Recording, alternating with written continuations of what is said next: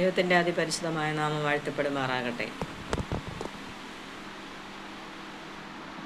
സദൃശവാക്യത്തിൽ പ്രകാരം പറയുന്ന 27-ാം അധ്യായത്തിൽ നാളത്തെ ദിവസം ചൊല്ലി നാം പ്രശംസിക്കേണ്ട, അല്ലെങ്കിൽ നാളെ എന്ത് സംഭവിക്കുമെന്ന് നമുക്ക് ആർക്കും പറയാൻ സാധ്യമല്ല.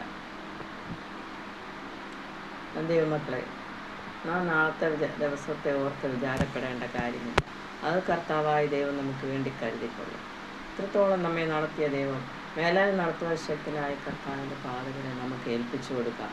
ആ ദൈവം ഇനിയും നമ്മെ അന്ത്യം വരെയും നടത്തുവാൻ ശക്തനാണ്. ആ ദൈവത്തിൻ്റെ പാതകളെ നാം അണയുന്നുവെങ്കിൽ, ദൈവത്തിൻ്റെ വചനവുമായി ആ വചനത്തെ മുറുകെ പിടിച്ചുകൊണ്ട് നാം മുൻപോട്ട് യാത്ര ചെയ്യുന്നുവെങ്കിൽ, മറ്റൊന്നും നോക്കാതെ, ഈ ലോക മനുഷ്യരെ നോക്കാതെ, അല്ലെങ്കിൽ ചുറ്റുപാടുകളെ നോക്കാതെ, പലരും എന്ത് പറയുന്നൊന്നും നോക്കാതെ നാം മുമ്പോട്ട് യാത്ര ചെയ്യുന്നുവെങ്കിൽ, ഈ വചനം പിടിച്ചുകൊണ്ട് നാം മുമ്പോട്ട് യാത്ര ചെയ്യുന്നുവെങ്കിൽ, പതറിപ്പോകാതെ, തകർന്നു പോകാതെ, തളർന്നു പോകാതെ, ദൈവം നമ്മുടെ സങ്കേതവും കോട്ടയം എന്നുള്ള ആ വാക്യത്തെ മുറുകെ പിടിച്ചുകൊണ്ട് ഈ നാളത്തെ ദിവസത്തെ ചൊല്ലി നാം പ്രശംസിക്കേണ്ട പ്രിയ മക്കളെ.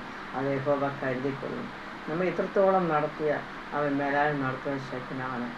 പലപ്പോഴും നമ്മെ വീഴ്ചയിൽ നിന്ന് താങ്ങി നടത്തി, ഇത്രത്തോളം ശരീരക്ലേശത്തിൽ നിന്ന് വിടുവിച്ചു, ഒന്നുമില്ലായ്മയിൽ നമ്മെ ഇത്രത്തോളം ഉയർത്തി അവൻ്റെ മക്കളാക്കി തീർത്തു.